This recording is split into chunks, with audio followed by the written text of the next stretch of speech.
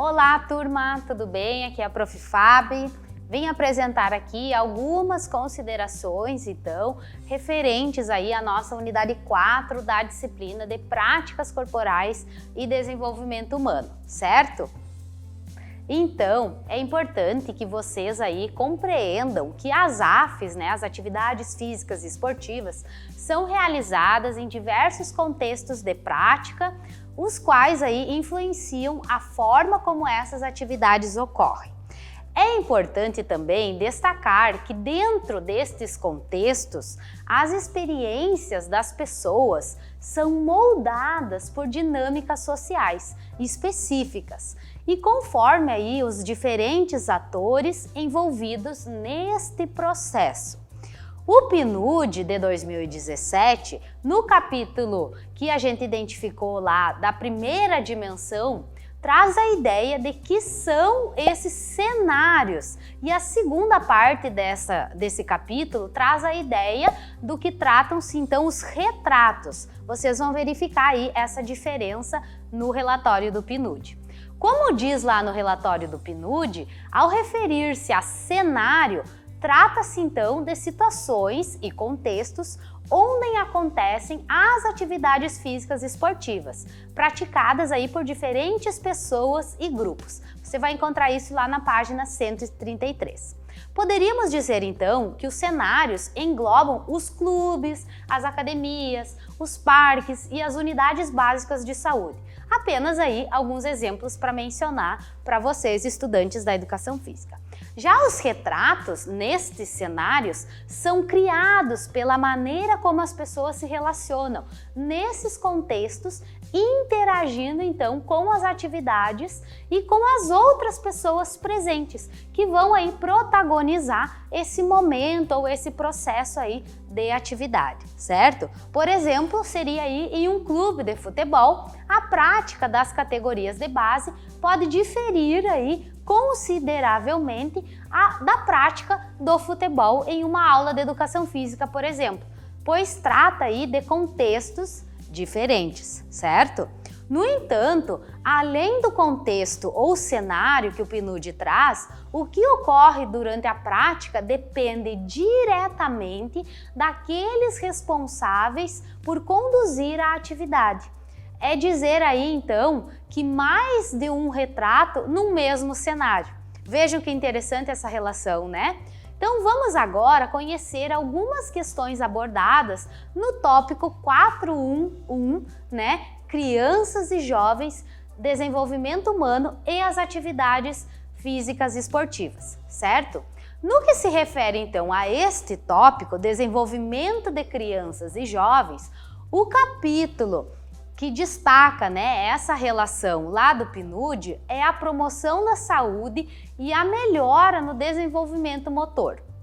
Vocês, estudantes da educação física, não devem deixar de compreender o assunto da transformação do olhar sobre o vínculo dessas atividades físicas com a saúde. Isso é extremamente importante, ok? E saber, o que os estudos apontam nesse campo, particularmente em relação aí às aulas de educação física, certo? Para isso, os professores aí, Fernando e Stiger, que produziram esse material, indicam a leitura do tópico Como a saúde de crianças e adolescentes é beneficiada com a prática das atividades físicas esportivas. Lá no capítulo 6 você vai encontrar este artigo, no relatório aí do PNUD. E como as AFs aí se relacionam com a promoção da saúde, certo? Lá na página 191. Para que vocês conheçam essa relação entre as etapas da vida e as possibilidades de desenvolvimento, é importante que vocês façam aí essa leitura deste capítulo. Outro tópico importante, desenvolvido por Suraya e a sua equipe, discute aí a participação de meninas e meninos no universo das práticas corporais. Nesse ponto, como estudamos nas unidades anteriores da nossa disciplina, temos muito que avançar, certo? As meninas têm aí bem menos oportunidades de praticar as atividades físicas e esportivas que meninos, certo? O capítulo, então, localizou vários trabalhos nessa linha aí de pesquisa, ainda que também apareçam aí situações distintas, em que os agentes aí criam um retrato diferente.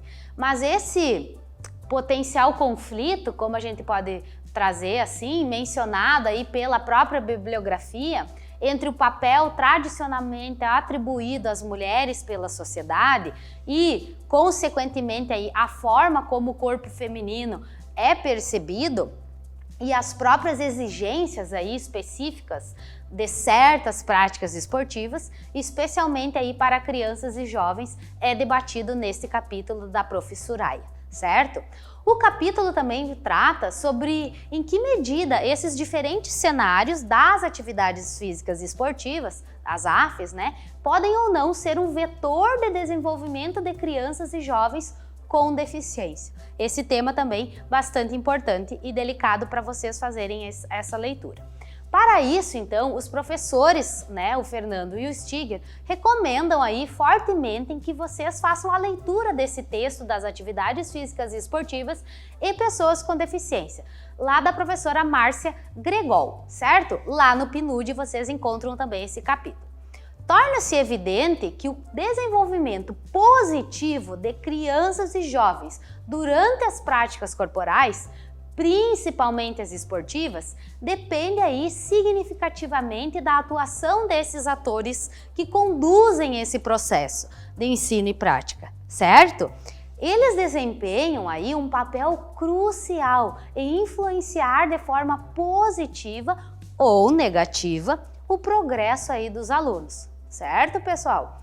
Para isso, você deve, estudante de educação física, se aventurar na leitura do capítulo 7 do relatório, que se chama Atividades Físicas e Esportivas e seu papel aí na construção de escolas ativas.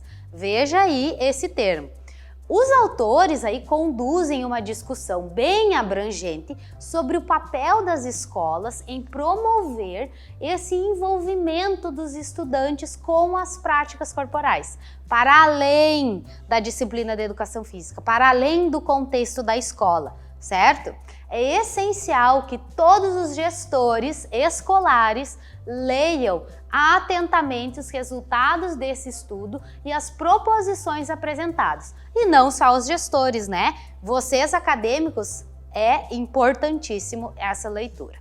Partindo então para as reflexões do item 4.1.2, adultos e idosos e o desenvolvimento humano a partir das atividades físicas e esportivas, um primeiro ponto que eu gostaria de destacar é como as AFES, né, o corpo e o desenvolvimento humano, ambivalências e paradoxos. Esse é o primeiro tópico do capítulo que vocês necessitam realizar a leitura.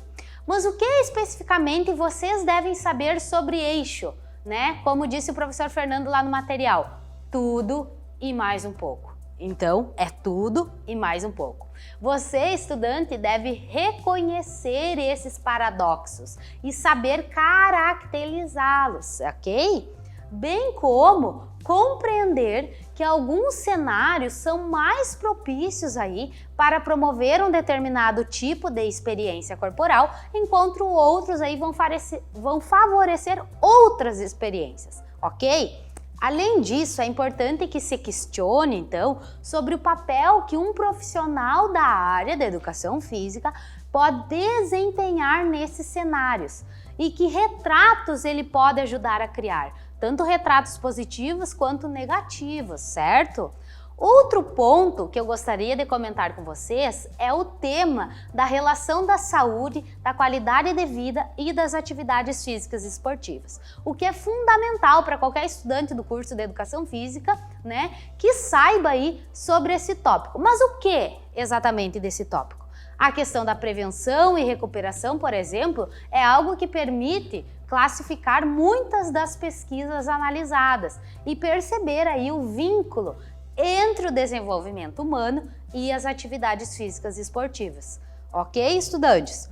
Por outro lado, né, outro aspecto relevante é compreender que as pesquisas da área podem enfatizar diferentes abordagens, como algumas pesquisas vão enfatizar os valores de prevenção, quanto os de recuperação concentram-se aí em manifestações voltadas para o corpo. Vejam só. O individual buscando aí então expectativas de normalização. Dessa forma, quando mencionam a saúde e a qualidade de vida nessa linha aqui que estamos trabalhando, a atuação sobre o corpo individual é sempre central, certo? Também é possível observar outro conjunto de estudos em cenários de atividades físicas e esportivas, de AFES, né? Associados aí então às expectativas de melhoria da saúde e da qualidade de vida, orientado, né, por esses corpos sociais. Bacana, né?